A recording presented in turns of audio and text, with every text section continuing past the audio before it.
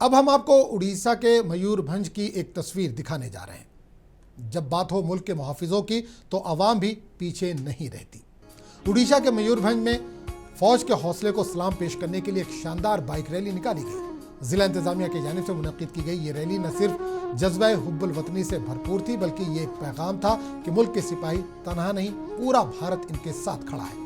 ये सिर्फ रैली नहीं, एक सलाम है उन सिपाहियों के लिए जो हमारी हिफाजत के लिए अपनी जान की बाजी लगा दी।